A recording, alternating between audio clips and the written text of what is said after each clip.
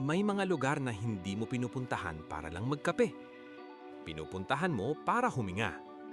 Ngayong ride, samahan ninyo akong tuklasin ang isa sa mga paboritong coffee stop ng mga riders sa DRT Bulacan, Amadora's Cafe.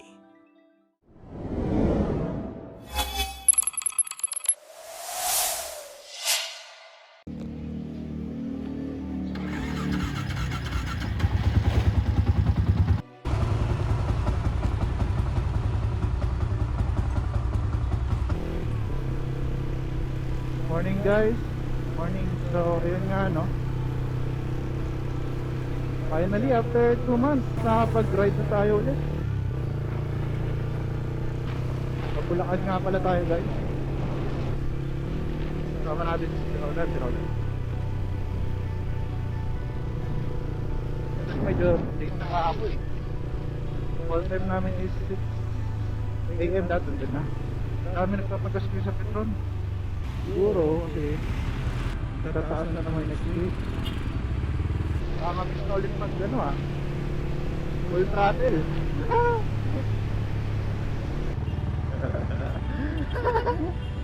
Daming tao na Petron? Hindi ko dala. Dala mo? Hindi nga eh. Bakit? Wala na.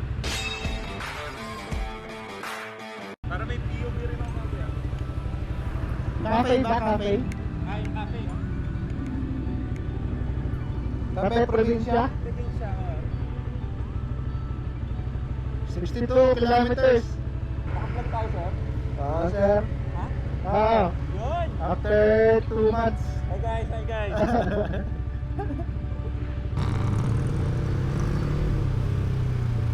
Oy, dito na tayo.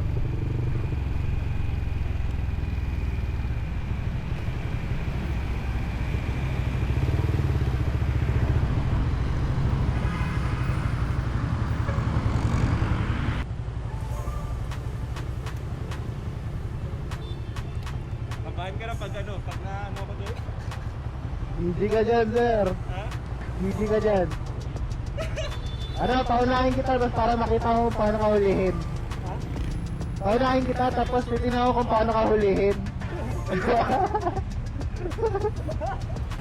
Sabay na tayo! Sabay na tayo! Tara! Ayun, na ano daw. Hindi napansin ni Roland yung stoplight. Parang dumalan. Ganda pa naman ang gahin natin. Diretso na. Ano ang beses itong babalik naman eh. Ang TR. Una ang ganda na kami sa may airport natin. May simbahan. Religion Yap ata. Ganda din dun. Ganda ng view. Oh, sarap. Okay. Huwag lang talaga sa mayan eh. Paglampas ng interview yung pangat sa daan. Dating naman dito, okay naman.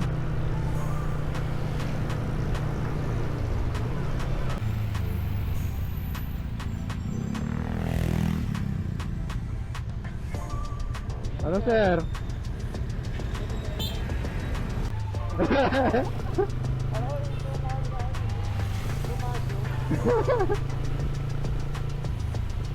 Kala ko makakita na ang huli.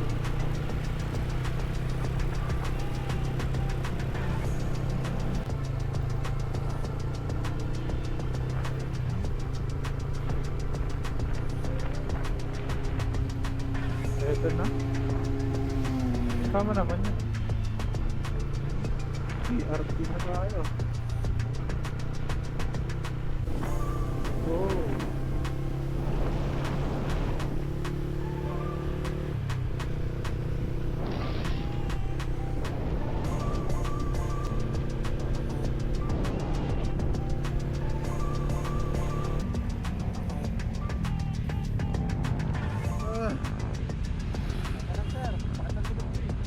Wait lang.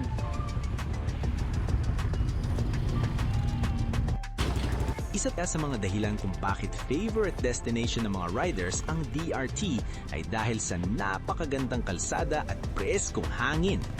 Habang papalapit tayo kay Kalawakan, mapapansin niyo na unti-unting napapalitan ng mga bundok at puno ang city view. Isa talaga ang DRT sa mga pinaka-enjoy i-ride sa Central Luzon. Hindi lang dahil sa maayos na kalsada, kundi dahil sa bawat kilometro, parang unti-unti kang lumalayo sa ingay ng siyudad. Habang papasok tayo ng DRT, mapapansin ninyo na mas lumalamig ang hangin, mas maraming puno, mas tahimik, at mas nakaka-relax. Para sa akin, isa itong destinasyon. Kung gusto ninyo ng short weekend ride, perfect ang lugar na ito. Hindi kailangan ng napakahabang biyahe para makakita ng magandang tarawin.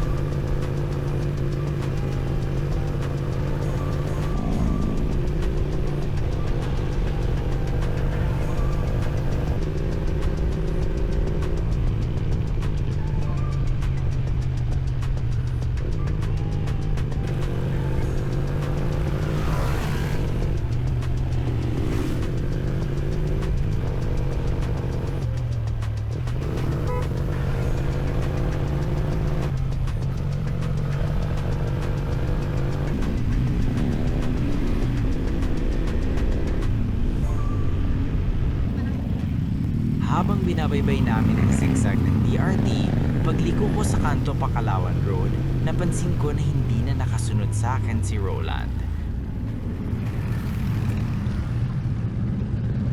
Nahintay pa ako ng mga ilang minuto bago ko siya matanaw sa dulo.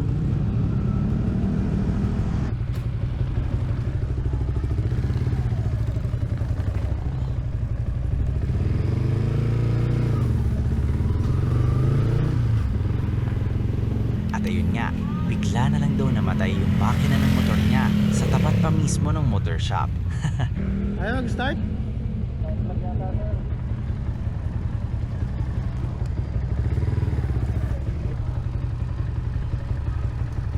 Dito sa spark plug.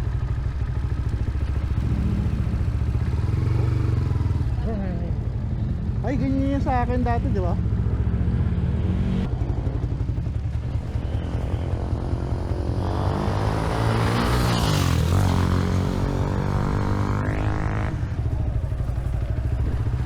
Pinecheck na lang muna namin para sigurado at makauwi pa kami ng ligtas.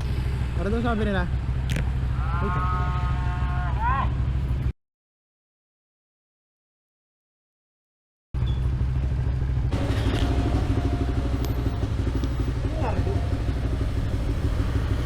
Ganun nga, cool down lang siguro. Kahit ka lang ng dati, ang aangat mo.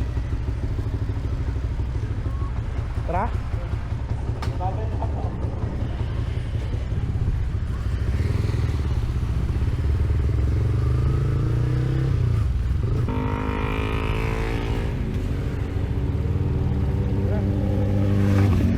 Ano ko tumigil? Ano? Alam ko mamamatay. Ha? Alam ko mamamatayan. Kaya diretso.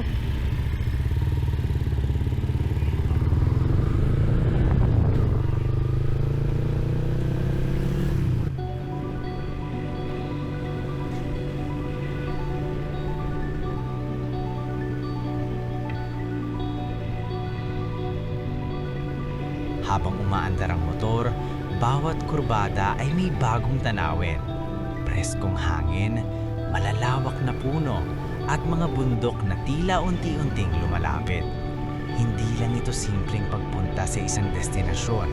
Ito ay pahinga mula sa stress. Sandaling makalimutan ang mga problema at pagkakataong muling ma-appreciate ang ganda ng kalikasan. Minsan, hindi mo kailangan ng mamahaling bakasyon. Kailangan mo lang ng sapat na oras, isang full tank at lakas ng loob na sumubok ng panibagong daan. Kaya kung mahilig ka sa road trips, siguradang mapapasama ang DRT sa mga lugar na gusto mong balikan.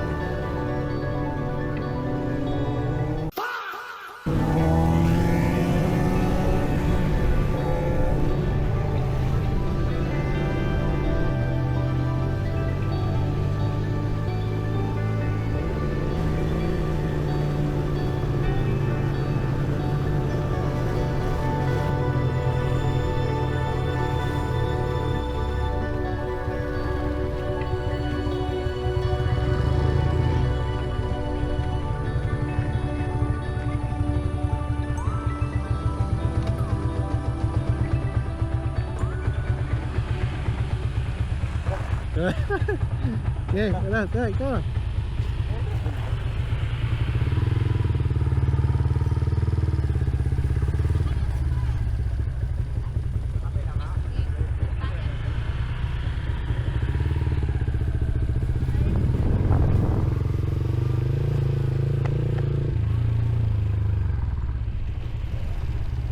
Oh, ito ganda.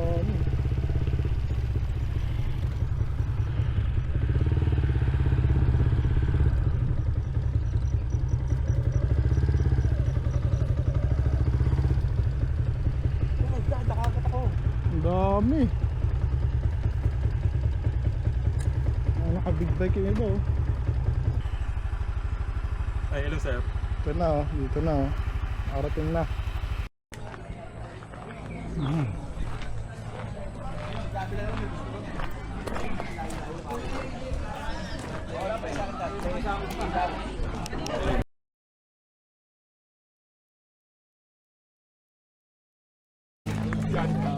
Yun lang. Aray ko. Ano sir? Pero ikaw nakakain. Puno sir, puno. Mapapagano ko pa ba ito?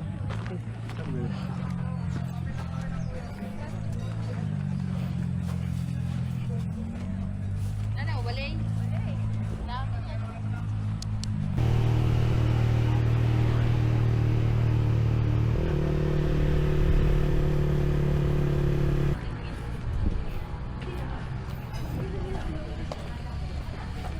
Putang init sir. Okay, sir, kaya mo? Kaya.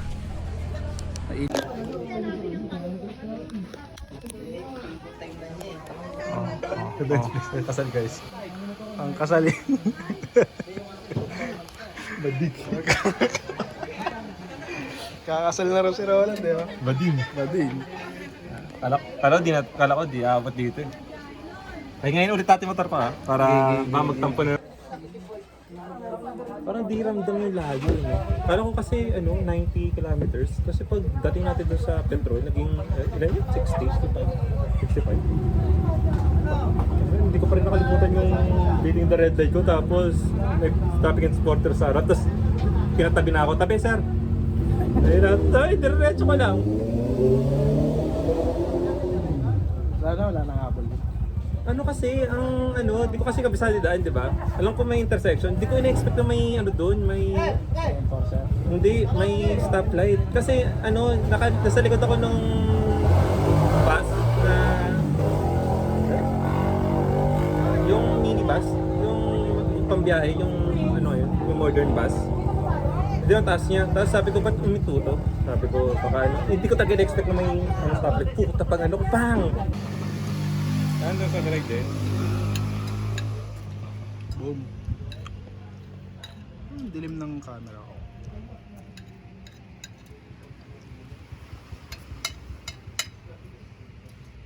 Upload the bike. Kain na lang. Uwi natin, daan natin si Jerome. Kasi taga dito na yun, sa Angat. Ah, dito sa banda? Malapit ba di Pande? Ah, bigla. Hindi ko.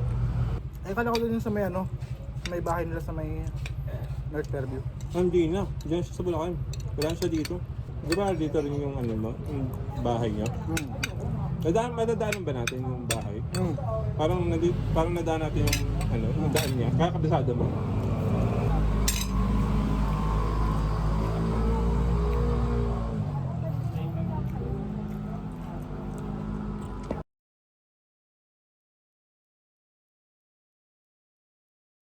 galing ko ako kapitbahay. Tanongin ko, pre, ano, parang nag-drive ako, tapos biglang namatay yung makina. Kaso, pero may kuryente pa, may ilaw pa sa ko. Namatay na yung minor. Tapos di ko na ma-start. Normal na yan. Yun.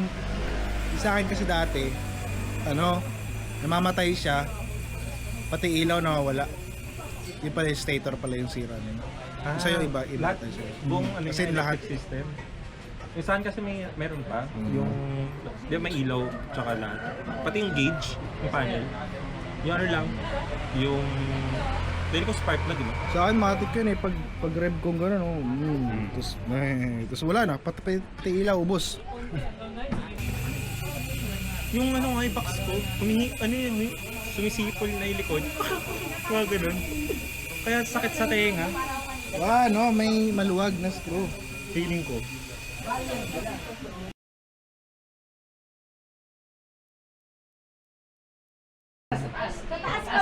Parang solid yung boxing series mo, sir. Oo, nandun na ako sa gym eh. May boxing Na ano naman na, doon. napapractice yung kaliwa mo. Di ba kanan ka? Yung ano ba, yung parang yung gamay mo, yung parang may pwersa na. Pag ano pala, hindi pala, yung pwersa mo pala dyan, hindi pala sa braso, Ganyan yata yung sa hips, saka shoulder. Sabado lang tayo mag-ride para konti lang. Pwede. Tapos linggo pahinga na. Meron bang puntahan dito sa may Montalban? Marami. May nakita ko doon, yung parang tuk-tuk ng Casa puro Pilgrim. lata. Oh, yung mga casa ganun sila. Marami dun. Pumunta na si Camille doon. Kaso yung Montal Bounce kasi doon tayo natatalbog tayo doon. Montal Bounce. Hindi natin daan yun eh. Yung bakit na tayo nilalarin? DIY ba yun? Wala pa tayo tayo lang yung Commute nag-jeep yun, lang. commute, tapos sila lang Ang trip niya na po. Sila mga kasama nun, marami loko-loko dun eh. Sila... Camille, Ding Dong. Solid line up ako. Yung mga tambay sa printing dati.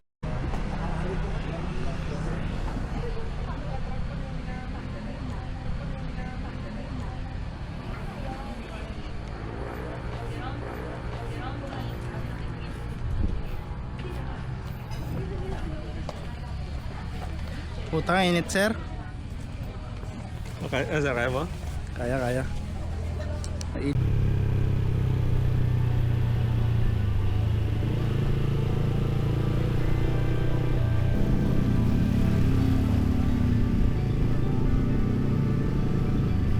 Nag-food trip lang kami dito saglit at dito nga ay hiwalay na kami ng daan pa uwi. Sa ngayon, dito ko na muna tatapusin yung video mga par. Maraming salamat sa pagsama ninyo sa ride na ito. Kung nag-enjoy kayo, don't forget to like, subscribe, at i-click ang notification bell para updated kayo sa mga susunod nating adventure. Comment din sa baba kung saan naman ang gusto ninyong puntahan natin sa susunod. Hanggang sa muli, ride safe, always wear your helmet.